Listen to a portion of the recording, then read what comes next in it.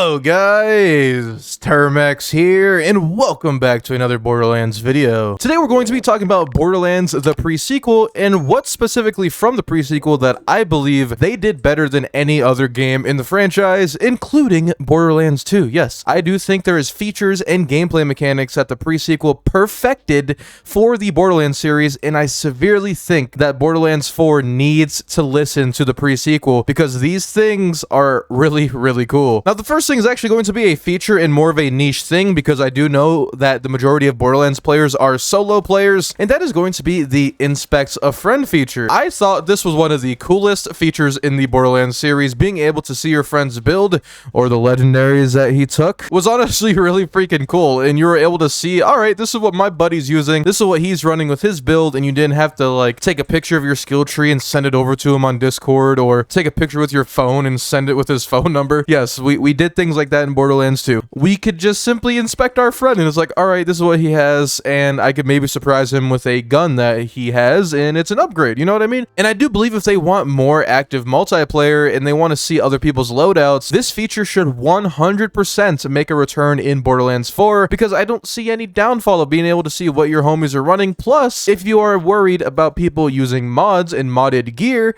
you could just walk up to them, check out their inventory, is their gear modded, and if it is, kick them from your game, and, you know, easy fix on that part. The second thing is more quality of life and gameplay orientated, and that is the simple character interaction between the Vault Hunters and how NPCs address the Vault Hunters in the pre-sequel. Did that claptrap die?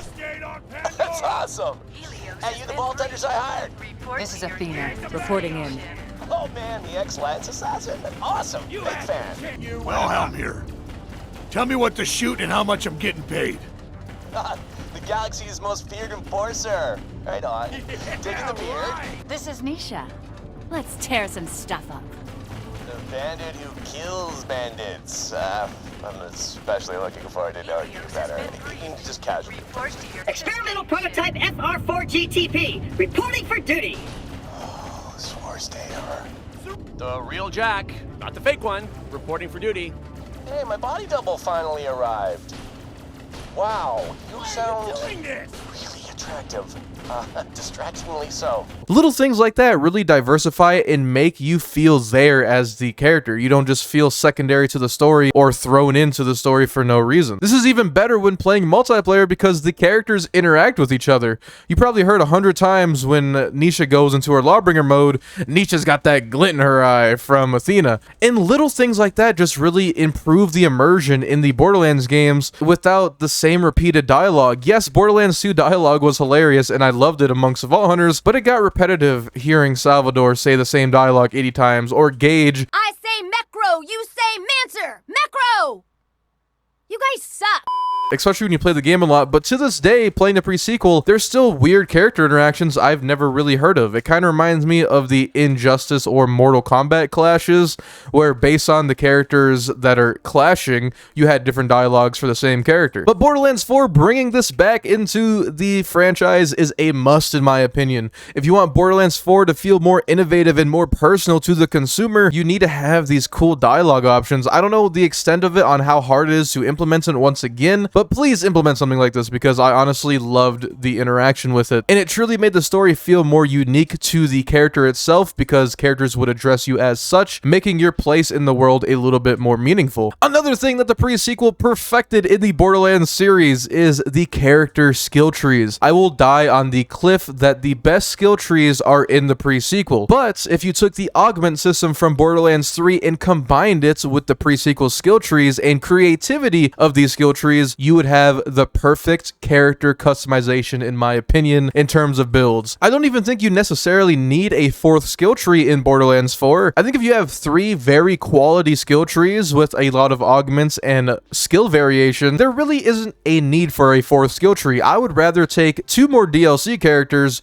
with the same effort put into it than a fourth skill tree, and I will also die on that cliff. For another great feature and great gameplay mechanic the pre-sequel offered above any other Borderlands game is the bosses. Dude, the boss fights in the pre-sequel were so cool. I don't know if it's because it was a prequel and they were able to use more random things and evolve on it, but even Felicity in the gameplay here you see is a very cool and interactive fight and a great take on fighting just a normal constructor. But you look into the pre-sequel's final boss and it almost feels like a raid boss even though it's a story boss. And you look into the DLC with ESO, which is honestly my favorite boss fight in the whole series, and it wasn't like Borderlands 3 where a lot of Borderlands 3 bosses were just the same exact enemy but scaled up. I mean, you take the Nogs, that was basically Gigamind. You take Captain Trance, which was basically just the normal big old dudes. I mean, a lot of bosses in Borderlands 3 were just scaled up variants. You still don't believe me? Warden, what was a Goliath? Yep, Warden was a Goliath. And then we go over to Captain Haunt, which is like Captain Tron, but Captain Tron is just, you see where I'm going with this. The boss design in the pre-sequel felt innovative, it felt creative. And I think that's the main takeaway from this video, that the pre-sequel wasn't afraid to be very, very creative and very wacky with a lot of their things. And that's what made the game so underrated, but severely held back due to the lack of content.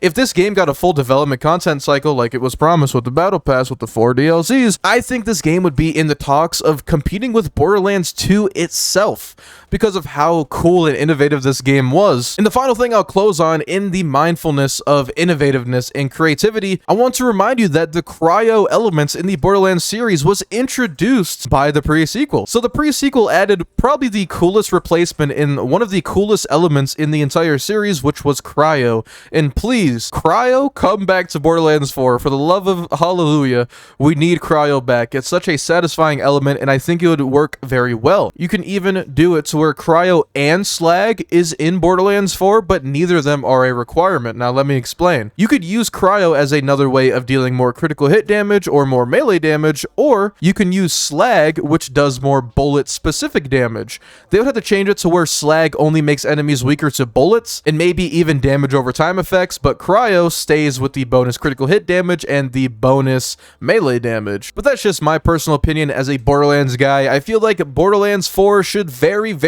much so dive into what made the pre-sequel so loved by some people in the community, because really there's a lot of features a pre-sequel offered that really should have been in future Borderlands games, and I personally believe they need to be in future Borderlands games if we want to see Borderlands 4 be the best game it can be. But let me know in the comments down below, am I wrong to think that the pre-sequel has all these great innovative features? Because honestly, I think if this game had a little bit more love, it would be perfect. It would be absolutely perfect. And if you want to support the video further, make sure you hit the like button down below, as it does spread out my Borderlands content to more people in the community. And don't forget to subscribe so you never miss out on another video from me, guys. Stay safe, happy holidays, happy new year, and I'll see you all later.